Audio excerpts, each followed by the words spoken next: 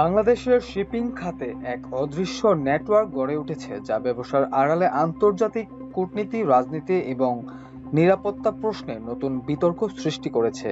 এই নেটওয়ার্কের কেন্দ্রবিন্দুতে রয়েছে ট্রাইডেন্ট শিপিং লাইন লিমিটেড।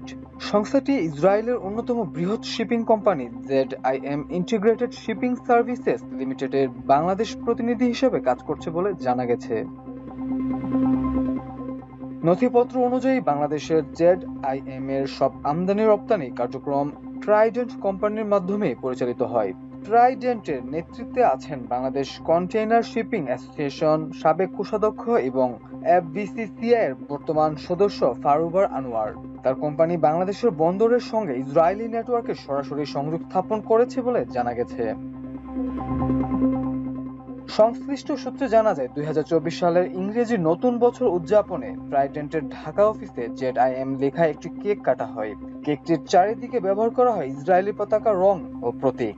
এমনকি ZIM এর ওয়েবসাইটে বাংলাদেশের প্রতিনিধি হিসেবে ট্রাইডেন্টের নাম ও এর কর্মকর্তাদের ছবি ও পদবি প্রকাশ করা হয়েছে। এ থেকে স্পষ্ট যে বাংলাদেশের ভেতরে ইসরায়েলের অঘোষিত বাণিজ্যিক উপস্থিতি রয়েছে।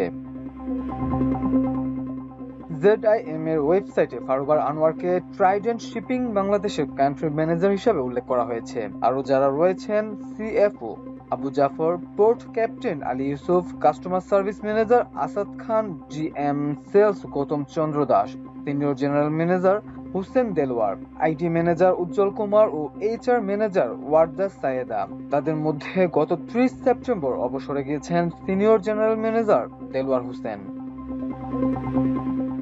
অনুসন্ধানে দেখা যায়, গত 12 এপ্রিল ঢাকায় মার্চ ফর গাজা কর্মসূচি সম্পর্কিত খবর ট্রাইডেন্টের ঢাকা অফিস থেকে সরাসরি ZIM এর হাইফা সদর দপ্তরে পাঠানো হয়েছিল। ZIM এর আঞ্চলিক প্রতিনিধি দুতান স্যারকে পাঠানো সেই ইমেইলের কপি আমার দেশের সংগ্রহে রয়েছে। ZIM এর আঞ্চলিক প্রতিনিধিকে সেই মেইলটি করেছিলেন ট্রাইডেন্টের ব্যবস্থাপনা পরিচালক ফারুবার আনোয়ার।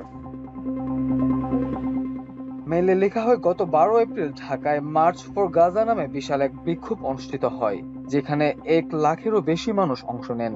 রাজধানীর সোহরাওয়ার্দী উদ্যানে আয়োজিত সমাবেশে অংশগ্রহণকারীরা ফিলিস্তিনকে স্বাধীন রাষ্ট্রের স্বীকৃতি এবং ইসরায়েলি পণ্য বর্জনের আহ্বান জানিয়ে স্লোগান দেন। সম্প্রতি এমন আরো কয়েকটি বিক্ষোভ হয়েছে। এই বিষয়ে আন্তর্জাতিক সংবাদ মাধ্যমে খোঁজ রাখার পরামর্শ দেওয়া হয় মেইলে। এছাড়া বাংলাদেশের রাজনৈতিক প্রেক্ষাপট, অন্তর্বর্তী সরকারের প্রধান উপদেষ্টা ডক্টর মোহাম্মদ ইউনূস এবং জাতীয় সংসদ নির্বাচনের বিষয় নিয়েও তথ্য দেওয়া হয়। ফারুবারকে মেইলে জবাবও দেন দুতান স্যার। মেইলে যুক্ত রাখা হয় বিবেক শর্মা নামের আরেক ব্যক্তিকে। ইউনাইটেড আরব আমিরাত প্রবাসী ক্যাপ্টেন বিবেক শর্মার লিঙ্কডইন প্রোফাইল অনুযায়ী তিনি শারাফ শিপিং এজেন্সির জেনারেল ম্যানেজার। 1975 সালে ইব্রাহিম শারাফ ও শারাফ উদ্দিন শারাফ কর্তৃক প্রতিষ্ঠিত শারাফ শিপিং এজেন্সি মধ্যপ্রাচ্যের বৃহত্তম শিপিং হাউস হিসেবে পরিচিত। মেইলের কার্বন কপিতে আরিফ সিদ্দিকী সাইফুল ও আবু জাফরকে রাখা হয়। সূত্র বলছে, ট্রাইডেন্টের শীর্ষ কর্মকর্তাদের সঙ্গে নিয়মিত যোগাযোগ রাখেন দুতান স্যার। তিনি দক্ষিণ এশিয়ার কয়েকটি কৌশলগত বন্দরে সিদ্ধান্ত সমন্বয় করেন। এই যোগাযোগের ধরন শুধু এজেন্ট প্রিন্সিপাল সম্পর্কের মধ্যে সীমাবদ্ধ নয়, বরং এতে তথ্য আদান প্রদান, বিশেষ কিছু পণ্যবাহী রুট নির্ধারণ এবং কন্টেইনার স্ক্যানিং সংক্রান্ত নির্দেশনাও অন্তর্ভুক্ত। ট্রাইডেন্টের সঙ্গে ZIM এর সংশ্লিষ্টতার বিষয়ে জানতে দুতান স্যারকে মেইল করা হলেও জবাব মেলেনি।